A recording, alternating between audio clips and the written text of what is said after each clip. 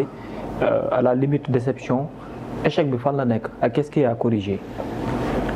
Bon yaakaar naa ni déjà féliciter le Mauritanien loo xam ne moom moo gagné élection bi Sidi Ould Tah di encourager Amadou Hott parce qu'il n'a pas démérité. Effectivement moom itam il avait un bon profil puisque il connaît la BAD. Maintenant nag c'est une élection élection boo xam ne ay état souverain ñoo koy def. État souverain yi ku nekk par rapport ak say intérêt par rapport ak bon la géopolitique yooyu yëpp donc comme lu doyen wax yi rek du ma mettre lépp sur le compte peut-être de la diplomatie. Sénégal il faut le rappeler jiite woon na fi BAD aussi. Banque africaine de développement. Babacar Ndiaye pendant 10 ans. te soo xoolee président BAD yu succédé dafa mel ni dafa am bon c'est pas dit mais une sorte de principe de rotation. Exactement. loolu tamit waaw loolu tamit mun na nekk loo xam ne mën nañoo disqualifier parce que mun nañu ne ñi de jotoon nañu jiite BAD te Mauritanie yaakaar naa ni c'est la première fois mu jiite Banque africaine de développement. Donc di wax ni rek effectivement et je pense que aussi bien le candidat ak kii ça a été très fair play. Le fait de recevoir vraiment féliciter ko et puis c'est nos voisins directs la Mauritanie. Donc c'est quelque chose loo xam ne en tout cas c'est vrai on aurait aimé que Amadou Hott nekk le président de la BAD mais c'est comme ça dans toute compétition il faut que mu am un gagnant. Il faut mu am des perdants. Mais le soutien de la Côte d'Ivoire le premier ministre fu mu toll nii mi ngi Côte d'Ivoire foofu noonu.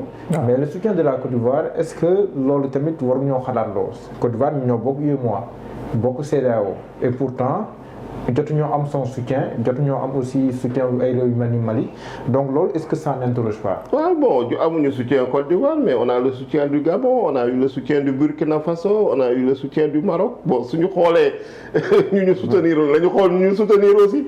Donc loolu tamit c'est des éléments à prendre en compte donc pour moi je dis que les États sont souverains dafa mel ne tey Sénégal kenn mënu ko contraindre ne ko yow da nga war a soutenir le candidat ivoirien su fekkee ni Côte d'Ivoire était en lice pour un autre poste Sénégal mooy xool par rapport à ses intérêts et par rapport ak parce que c'est pas forcément que le voisin ku nekk sa voisin direct mais da ngeen war a bokk voilà des convergences surtout aussi donc les États ont leur souveraineté et en termes tey suñu doon ne ay en termes de puissance sud-africains ils avaient un candidat mais Amadou Hott moo ko jiitu tey sooy jël en termes de poids économique puissance diplomatique Afrique du Sud moo jiitu Sénégal en termes de puissance mais malgré tout ils n'ont pas réussi à avoir à yóbbu seen candidat nga jël tey Union africaine ka moo ko jiite c'est un Djiboutien Djibouti c'est pas une grande puissance c'est un tout petit pays même si géopolitiquement géostratégiquement le fait que mu ngi au niveau de la corne de l'Afrique contre le Kenya en plus contre le Kenya Kenya qui est une puissance. Donc il faut que tamit ñu relativiser un peu par rapport à ces types de compétition parce que effectivement il y a beaucoup de choses yoo xam ne qui entrent en jeu. D'accord. Ce n'est pas simplement tey yow la performance de ta diplomatie. Il y a d'autres paramètres yoo xam ne c'est des paramètres géopolitiques yoo xam ne yow da nga koy subir. Il y a d'autres également interactions ak d'autres influences qui entrent en jeu. Et je pense que on a l'État du Sénégal lu mu waroon def lépp ci obligation de moyens def na ko pour mettre à la disposition de Hott tous les moyens disponibles la diplomatie sénégalaise donc def nañ ko maintenant dans ce genre de situation il y a pas d'obligation de résultat. Je pense que des obligations. Je pense que le Sénégal a suragi. Voilà. Sérieusement. Oui, quand même. La présence diplomatique du Sénégal à la BAD avec la ministre des Affaires étrangères, c'est rare, avec le ministre de l'économie et des finances, Sénégal a suragi. Abdourahmane Sarr. Oui, président recevoir Atko. Maintenant, Hott a fait des erreurs. Comment Hott peut être invité par un journaliste sénégalais de répondre et que si di ñu invité ko mu dem. foofu laa bëggoon tàmbalee. Parce que quand même la communication de Hott am na ci des responsabilités personnelles. C'est-à-dire que le Mauritanien finalement a été beaucoup plus ouvert. Dans sa campagne. Le fait que Hott n'a pas été ouvert à la presse sénégalaise. Mais moi j'ai entendu que TFM l'a invité. Si. Demul. Et TFM invité Sidi qui est Mauritanien mu ñëw répondre. C'est vrai que Hott aussi il doit regarder sa campagne personnelle. Affaire bi du état rek ah. Il y a profil du candidat aussi. Le profil du candidat. Mais bien sûr profilam ak ouverture am ak lépp. waaw man sax sàkk woon naa kii mais xawoon na jafe tuuti aussi. bëggoon naa sàkk woon nga ko. bëggoon naa jaar pas moom directement mais bëggoon naa jaar kenn. Il y a aussi une responsabilité personnelle de Hott. C'est pas la responsabilité de l'État. L'État a suragi. Parce que moi je suis tout le temps les trucs.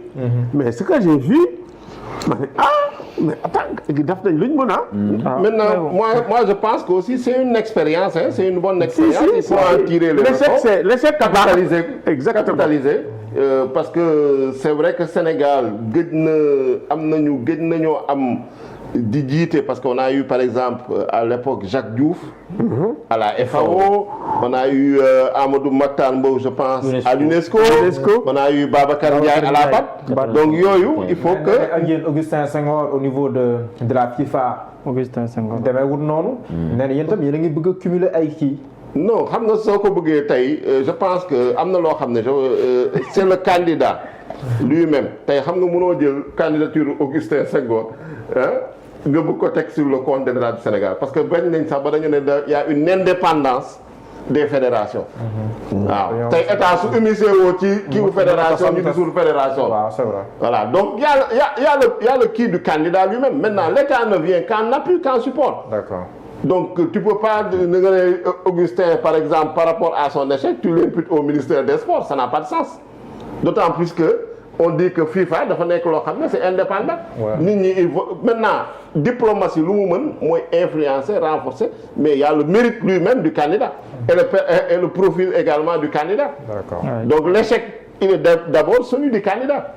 Ça moom c'est qui maintenant on aimerait effectivement que ñu am tey c'est kii ñu amoon à l'époque avec les Jacques Diouf et kii mais maintenant c'est une dynamique hein. Il faut tirer les leçons en tout cas se préparer capitaliser voilà donc tisser sa toile c'est comme ça hein. Moi je pense qu'il y a pas de vraiment il faut positiver et je pense aller de l'avant hein loolu daal laa ci kii parce que c'est des choses qui arrivent ñuy dem compétition yëpp